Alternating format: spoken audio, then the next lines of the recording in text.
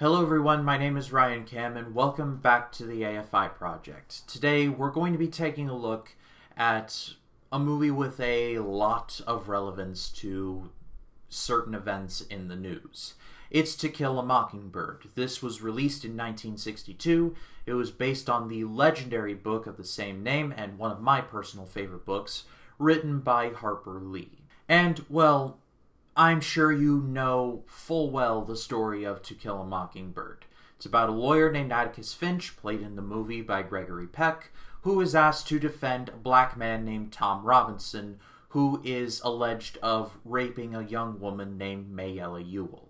And just to give some better context, this movie takes place in the Depression-era South. I have a feeling you all know where this story is headed. When it comes to this review segment, I've seen many movies on the AFI Top 100 list for the first time. Citizen Kane, Raging Bull, Psycho, and others come to mind. I've covered movies that I've seen tons of times. Movies like The Searchers and Star Wars jump to mind. But when it comes to Kill a Mockingbird, I think I've seen this movie the most. I didn't even have to rewatch it in order to get a fresh perspective, because the movie is so ingrained in my mind that I just remembered everything that happened. And yeah, this movie is wonderful. It's dark, it's light, it's so many things, and it's all done incredibly well. Firstly, let's talk about my favorite part of this movie, Gregory Peck as Atticus Finch. In his day, Gregory Peck was one of the more versatile actors. He could be very warm and caring, like in To Kill a Mockingbird, and he can be downright dark and sadistic, like when he played Dr. Joseph Mengele in The Boys from Brazil. However, this time around, he plays just the nicest person. He's like the person you would like to meet and talk with every day. He talks to everyone with just a baseline amount of respect, sometimes even more so. But he's not a pushover either. If you do shove him, he will shove back. But the important distinction is that he knows the wisdom to tell the difference. For example, in an early scene, he's basically bullied around by Mayella Ewell's father, Robert Ewell, and I'll talk about him in a little bit. But he's like, you're going to defend this black guy? I say black guy, but I mean he said the other thing. And Robert calls him an N-lover and a bunch of other derogatory terms. And Gregory Peck is just he's like, well, Mr. Ewell, I'm sorry that you feel that way.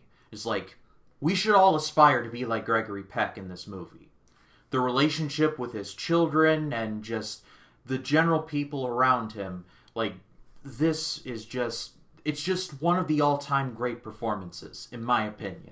And that likability shines like a diamond, especially in the courtroom scenes, which there are plenty of them, and they never get old. In this trial, it's pretty safe to say we all know what's going to happen. But Gregory Peck fights his heart out, Atticus Finch, I should say, fights his heart out for this black man named Tom Robinson, who he has never met, but just does it because it's the right thing to do.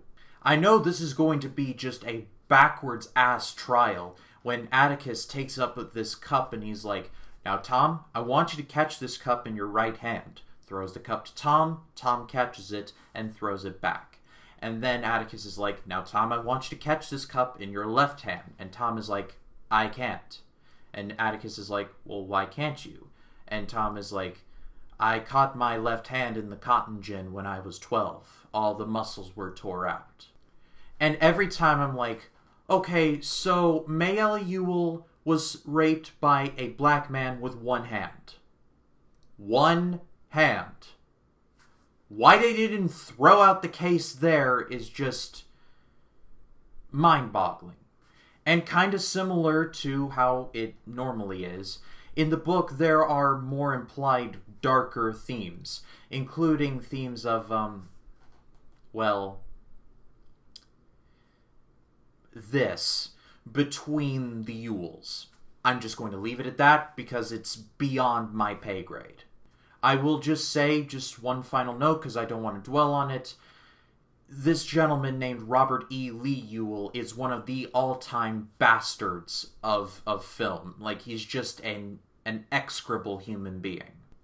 But my favorite scene in the entire movie has nothing to do with the courts. It actually has to do with the reveal of Boo Radley. I mean, this scene is just so good.